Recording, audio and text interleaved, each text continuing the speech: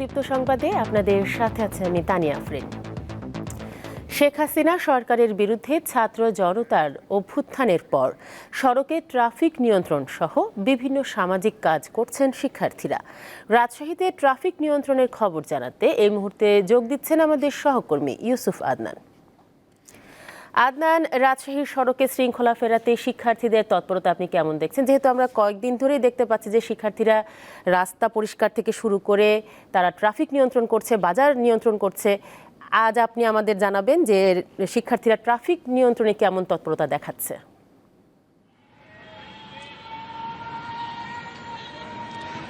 আফরিন, শিক্ষার্থী জনতার গণ অভ্যুত্থানের পরই দেখেছি যে রাজশাহীতে শিক্ষার্থীদের ট্রাফিক ব্যবস্থা নিয়ন্ত্রণে কাজ করছে। আমরা দেখেছি যে 6 আগস্ট থেকেই তারা রাজশাহী মহানগরীর যে সকল গুরুত্বপূর্ণ পয়েন্ট রয়েছে সে সকল পয়েন্টগুলোতে আসলে ট্রাফিকের দায়িত্ব পালন করেছে এবং এরপর থেকে আমরা দেখেছি শিক্ষার্থীর সাথে বিভিন্ন স্বেচ্ছাসেবী সংগঠন সহ ফায়ার সার্ভিস এবং আনসার সদস্যরাও আসলে দায়িত্ব পালন করছে। আমি এই মুহূর্তে রয়েছি রাজশাহী মহানগরের তালাইমারি নামক এলাকায়। এটি একটি ব্যস্ততম জায়গা। এটি এক রাজশাহী ঢাকা মহাসড়কের একেবারে প্রবেশদ্বার। এখান দিয়ে রাজশাহীর সকল গাড়ি আসলে প্রবেশ করে। আমি দেখেছি যে সকাল 10টার দিকে, যেহেতু এখন 10টা বাজে, এখন শিক্ষার্থীরা আসছে। আমি দেখছি 2 জন শিক্ষার্থী অলরেডি দায়িত্ব পালন করছেন। তবে তারা বলছেন আরেকটু বেলা বাড়ার সঙ্গে সঙ্গে সকল শিক্ষার্থীরা আসলে চলে আসবেন এবং দায়িত্ব পালন করবেন।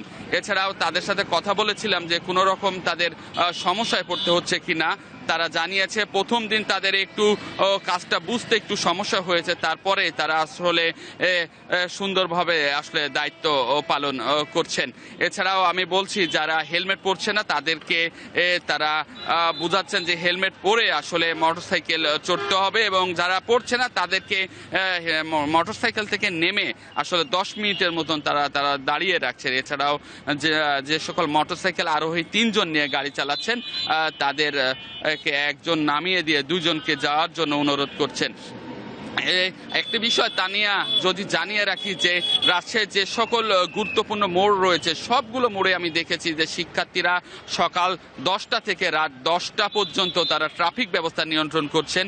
এছাড়াও যে সকল পাড়া মহল্লায় রয়েছেন পাড়া মহল্লাতে তারা আসলে দায়িত্বর সাথে আসলে কাজ করছেন যাতে কোনো প্রকার অপ্রীতিকর কোনো ঘটনা না ঘটে, এজন্য তারা আসলে দায়িত্ব পালন করছেন এবং তারা বলছেন যে যতদিন পর্যন্ত ট্রাফিক ব্যবস্থা নিয়ন্ত্রণে ট্রাফিক পুলিশ কর্মে ফিরবে না ততদিন পর্যন্ত তাদের এই দায়িত্ব তারা চালিয়ে যাবে। তাদের এই দায়িত্ব পালনে তেমন একটা সমস্যা হচ্ছে না বলে জানিয়েছেন আসলে শিক্ষার্থীরা। আসলে এই ছিল আমার কাছে রাজশাহী থেকে সর্বশেষ খবর। রাজশাহী থেকে যুক্ত ছিলেন ইউসুফ আদনান। এবার নারায়ণগঞ্জের সড়কে শিক্ষার্থীদের তৎপরতার খবর জানাতে যোগ দিচ্ছেন আমাদের সহকর্মী গৌতম সাহা। গৌতম, নারায়ণগঞ্জের সড়কে শৃঙ্খলা ফেরাতে শিক্ষার্থীরা কতটা কার্যকর ভূমিকা রাখছেন?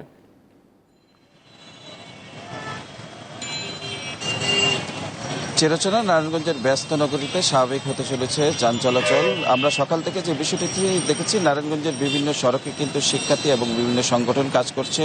তারা কিন্তু বিভিন্ন পয়েন্টে তারা অবস্থান করে তারা কিন্তু ট্রাফিকের যে সিগন্যাল রয়েছে এবং লাইন মেনে যে পরিবহন চলাচল করে সেই বিষয়ে কিন্তু তারা বিভিন্ন দিক নির্দেশনা দিচ্ছেন এবং তারা কাজ করছেন। আরেকটি বিষয়, এই শিক্ষার্থীদের পাশাপাশি আজ সকাল থেকে কিন্তু আনসার, বিডিবি এবং রেড ক্রিসেন্ট এবং ইসলামিক আন্দোলনের সদস্যদের কিন্তু বেশি দেখা যাচ্ছে সড়কের বিভিন্ন প্রান্তে এবং সড়ক মহাসড়কে কিন্তু তারা কাজ করছেন। বিগত কয়েকদিন ধরে কিন্তু তারা এখানে দিনরাত কাজ করে যাচ্ছেন। আরেকটি বিষয় আমরা দেখেছি, এখানে শিক্ষার্থীরা যখন কাজ করছেন বিভিন্ন মানুষ, শ্রেণী পেশার মানুষ কিন্তু তাদের খাবার দিয়ে উৎসাহ দিচ্ছেন এবং তাদের এই কাজকে স্বাগত জানাচ্ছেন। আসলে বিগত কয়েকদিনের যে নিষ্ক্রিয় হয়ে পড়া ট্রাফিক ব্যবস্থা না থাকায় এবং সেখানে পুলিশ না থাকে তারা কিন্তু এই দায়িত্ব পালন করছেন। তবে আরেকটি বিষয় দেখেছি, সড়কে যে ময়লা রয়েছে সেগুলো কিন্তু পরিষ্কারও কিন্তু তারা কাজ করছেন এবং সেই সাথে যে বিভিন্ন দেয়াল লেখনির কাজও তারা কিন্তু করছেন এবং বিভিন্ন জায়গায় তারা কিন্তু যাচ্ছেন এবং সেই সাথে সড়কের এখন পর্যন্ত কোনো প্রকার পুলিশ দেখা যায়নি। তবে আমরা যে বিষয়টি জেনেছি থানাগুলোতে ইতিমধ্যে সেনাবাহিনীর পহরায় কিন্তু পুলিশ ইতিমধ্যে আসতে শুরু করেছেন এবং তাদের যে বিষয়টি শিক্ষার্থীরা জানাচ্ছেন তারা কিন্তু এই কাজটি করতে উৎসাহ পাচ্ছেন এবং সেই সাথে কিন্তু তারা আনন্দের সাথে কাজ করছেন। তবে তাদের কষ্ট হচ্ছে বলে জানাচ্ছেন। তবে তারা আরেকটি বিষয় জানিয়েছেন, এই ট্রাফিক ব্যবস্থা যাতে ঠিকমতো গঠন করা হয়, এবং নগরবাসীর সাথে কথা বলে যে বিষয়টি জানতে পেরেছি, এখানে কিছু কিছু জায়গায় যানজটের সৃষ্টি হচ্ছে। তারা কিন্তু সেই যানজট নিরসনের কাজ চালাচ্ছেন এবং শৃঙ্খলা ফেরাতেও কাজ করছেন। সর্বোপরি নারায়ণগঞ্জের এখন পর্যন্ত যান চলাচল স্বাভাবিক রয়েছেন এবং শিক্ষার্থী এবং বিভিন্ন সংগঠন কাজ করছেন। এবং নগরবাসীর একটি দাবি রয়েছে, এই যে সিস্টেম রয়েছেন এবং ট্রাফিক ব্যবস্থাপনার সঙ্গে আইন শৃঙ্খলা পরিস্থিতি স্বাভাবিক করার দাবি কিন্তু তারা জানিয়েছেন। এই ছিল আসলে আমার কাছে নারায়ণগঞ্জের এখন পর্যন্ত সর্বশেষ। গৌতম সাহা যুক্ত ছিলেন নারায়ণগঞ্জ থেকে। রাজধানীর সড়কে যেখানে সেখানে থামানো যাচ্ছে না গাড়ি, নেই উল্টো পথে চলার সুযোগ। হেলমেট ছাড়া মোটরসাইকেল চালালে দেয়া হচ্ছে লঘু শাস্তি। লাইন ভেঙে তাড়াহুড়ো করে সামনে যাওয়ার তাড়াও নেই চালকদের। পথচারীরা রাস্তা পার হচ্ছেন শৃঙ্খলা মেনে। যেখানে সেখানে দাঁড়িয়ে যাত্রীও তুলতে পারছেন না বাসের হেল্পাররা, কারণ সড়ক এখন শিক্ষার্থীদের নিয়ন্ত্রণে। কখনো তীব্র রোদ, কখনো বা অঝোরে বৃষ্টি। রাজধানীতে এমন বৈরী আবহাওয়া উপেক্ষা করেই পঞ্চম দিনের মতো সড়কের ট্রাফিক নিয়ন্ত্রণে কাজ করছেন শিক্ষার্থীরা। যেখানে দীর্ঘদিনের চেষ্টাতেও রাজধানীর তীব্র যানজট কমাতে পারেনি ট্রাফিক পুলিশ, সেখানে ৬ আগস্ট থেকে স্বেচ্ছাশ্রম দিয়ে শিক্ষার্থীরা সড়কে শৃঙ্খলা এনেছেন।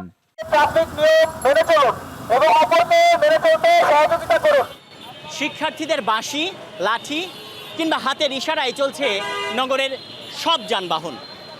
মাইক্রো, বাস, মোটরসাইকেল কিংবা রিকশার জন্য লেন আলাদা করে চলছে নিয়ন্ত্রণ। ফলে সড়কে শৃঙ্খলা মানতে বাধ্য হচ্ছেন চলাচলকারীরা। ট্রাফিক নিয়মগুলারে সুন্দর করে কন্ট্রোল করার চেষ্টা করতেছে, যাতে করে কোনো রাস্তায় যানজট না হয়। আমরা স্টুডেন্টরা সবাই এই জন্য এগিয়ে আসছি, যাতে আমাদের নগরবাসীদের কোনো ভোগান্তি না হয়। জনসাধারণ আমাদের কথা অত্যন্ত সুন্দরভাবে মানছে এবং আমাদের কাজে ওরা অত্যন্ত সন্তুষ্ট। রাজধানীতে এখন সব সড়কের চিত্র প্রায় একই। শিক্ষার্থীদের সাথে কাজ করছেন আনসার ও ফায়ার সার্ভিসের সদস্যরাও। ট্রাফিক পুলিশ পুনরায় দায়িত্ব না নেওয়া পর্যন্ত সড়কে থাকবেন তারা।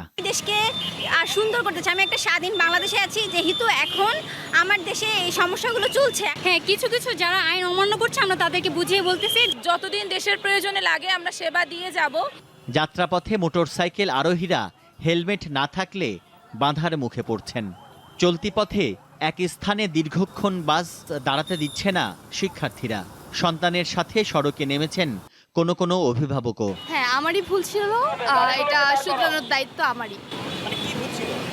হেলমেট পরি নাই। যদি কেউ হেলমেট পরে না আসে, তাকে আমরা কিছু সময়ের জন্য এখানে আটকে রাখছি এবং তাকে দিয়ে ট্রাফিক কন্ট্রোল করাচ্ছি। তাদের সেই ভোগান্তিটা পোহাতে হচ্ছে না, আমরা খুব স্মুথলি আসতে পারছি। রাস্তা পার হতে শৃঙ্খলা মানছেন পথচারীরাও। তানভীর খন্দকার, দীপ্ত সংবাদ, ঢাকা। গোপালগঞ্জের সদর উপজেলার গোপীনাথপুরে গতকাল সেনা টহল দলের ওপর বিক্ষোভকারীরা হামলা করেছে। বিক্ষোভকারীরা গোপালগঞ্জ ঢাকা মহাসড়ক অবরোধ করে রাখলে প্রাথমিকভাবে পরিস্থিতি নিয়ন্ত্রণে আনতে সেনাবাহিনীর 2টি টহল দল ঘটনাস্থলে যায়। এ সময় উত্তেজিত বিক্ষোভকারীরা সেনা টহল দলের ওপর ইট পাটকেল ছুড়ে মারে এবং দেশীয় অস্ত্র দিয়ে টহল দলের সদস্যদের আঘাত করে। এতে 3 জন অফিসার, 1 জন জুনিয়র কমিশন অফিসার ও 5 জন সেনা সদস্য আহত হন। আহত সেনা সদস্যরা আশঙ্কামুক্ত চিকিৎসাধীন রয়েছেন। বিক্ষোভকারীরা সেনাবাহিনীর একটি গাড়ি পুড়িয়ে দেয় এবং 2টি গাড়ি ভাঙচুর করে। বিক্ষোভকারীদের ছত্রভঙ্গ করে পরিস্থিতি নিয়ন্ত্রণে আনার জন্য সেনা টহল দল 4 রাউন্ড অ্যামুনিশন ফায়ার করে।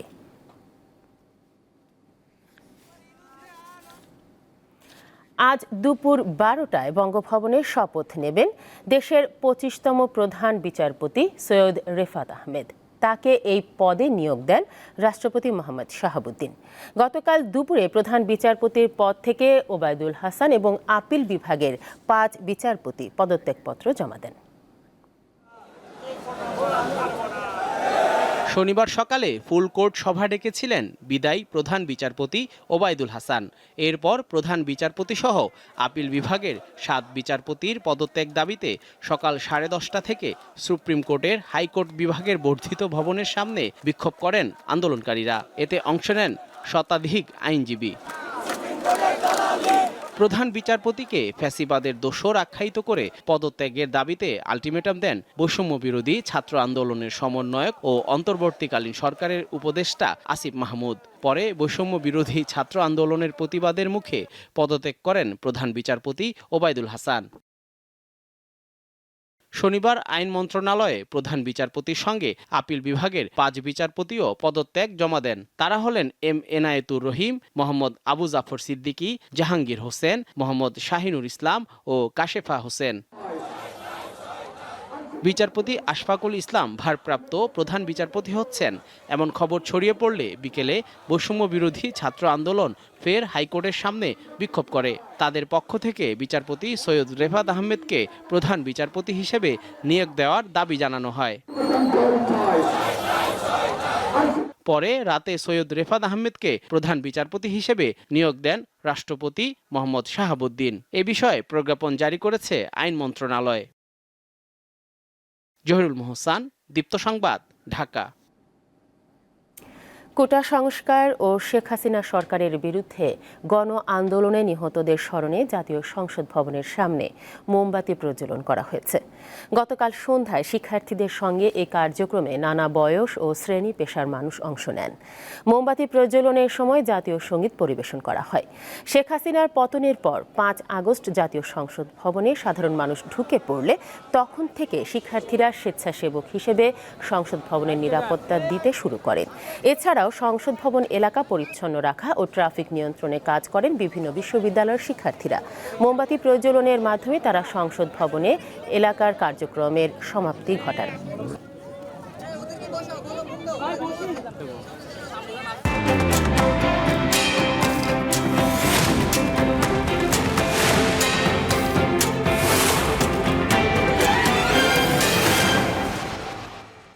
দর্শক, এবার জানবো এক নজরে দৈনিক পত্রিকার শিরোনামগুলো। শুরুতে আমার হাতে আছে দৈনিক যুগান্তর। দৈনিক যুগান্তরের শিরোনাম হয়েছে আবু সাইদের বাংলাদেশে কোনো ভেদাভেদ নেই, রংপুরে প্রধান উপদেষ্টা ডক্টর মোহাম্মদ ইউনূস। তার পাশে আছে নতুন প্রধান বিচারপতি সৈয়দ রেফাত আহমেদ, শিক্ষার্থীদের আন্দোলনের মুখে প্রধান বিচারপতি সহ 6 জনের পদত্যাগ। এর পাশে আছে ছাত্র জনতার গণ অভ্যুত্থানে হাসিনা সরকারের পতন, পালিয়েছেন 90 মন্ত্রী এমপি। এরপরে আছে দৈনিক সমকাল। দৈনিক সমকালে প্রধান শিরোনাম হয়েছে বিক্ষোভের মুখে পদত্যাগ প্রধান বিচারপতির, পদ ছাড়লেন আরও 5 বিচারপতি। সৈয়দ রেফাত আহমেদ নতুন প্রধান বিচারপতি। এর পাশে আছে আন্দোলনকারীদের বিরুদ্ধে করা মামলা প্রত্যাহার হচ্ছে, বিচার হবে আন্দোলনের সময় প্রতিটি হত্যাকাণ্ডেরও। এবং আছে জাতি ধর্ম নির্বিশেষে সবার সন্তান আবু সাইদ, রংপুরে বলেছেন ডক্টর মোহাম্মদ ইউনূস প্রধান উপদেষ্টা। এরপরে আছে দৈনিক প্রথম আলো। প্রথম আলোর শিরোনাম হয়েছে আন্দোলনকারীদের বিরুদ্ধে করা মামলা প্রত্যাহার হচ্ছে, আইন মন্ত্রণালয়ের সভায় ছাত্র জনতার আন্দোলন দমনে সংগঠিত হত্যাকাণ্ডে জড়িতদের দ্রুত বিচারের ব্যবস্থা করা সহ 5টি সিদ্ধান্ত নেওয়া হয়েছে। এর পাশে আছে দলীয়করণে বিপর্যস্ত পুলিশ বাহিনী, পুনর্গঠন ও সংস্কারের দাবি। স্বরাষ্ট্র উপদেষ্টা বলেছেন 3 থেকে 4 দিনের মধ্যে পরিস্থিতি অনেকটাই স্বাভাবিক হবে। 538টি থানার কার্যক্রম শুরু হয়েছে। এবং আছে আবু সাইদের বাড়িতে ডক্টর মোহাম্মদ ইউনূস, কি অবিশ্বাস্য সাহসী যুবক ছিলেন সাইদ। এরপর আছে দৈনিক ইত্তেফাক। ইত্তেফাকের শিরোনাম হয়েছে আন্দোলনের মুখে প্রধান বিচারপতির পদত্যাগ করেছেন আপিল বিভাগের অন্য 5 বিচারপতি, সৈয়দ রেফাত আহমেদ নতুন প্রধান বিচারপতি। আবু সাইদের জন্য যে নতুন বাংলাদেশ পেলাম সেটি গড়ার দায়িত্ব আমাদের, পীরগঞ্জে প্রধান উপদেষ্টা বলেছেন। এর পাশে আছে ছাত্র জনতার গণ আন্দোলনে হত্যাকাণ্ড, জড়িতদের দ্রুত বিচারের সিদ্ধান্ত, মন্ত্রণালয়ের কর্মকর্তাদের সঙ্গে আইন উপদেষ্টার বৈঠক। দর্শক, এই ছিল আমার হাতে থাকা দৈনিক পত্রিকার শিরোনামগুলো। এই সাথে শেষ করছি দীপ্ত সংবাদ। আমাদের পরবর্তী বিশেষ সংবাদ 11টায় দেখার আমন্ত্রণ রইল। এতক্ষণ আমাদের সাথে থাকার জন্য ধন্যবাদ সবাইকে।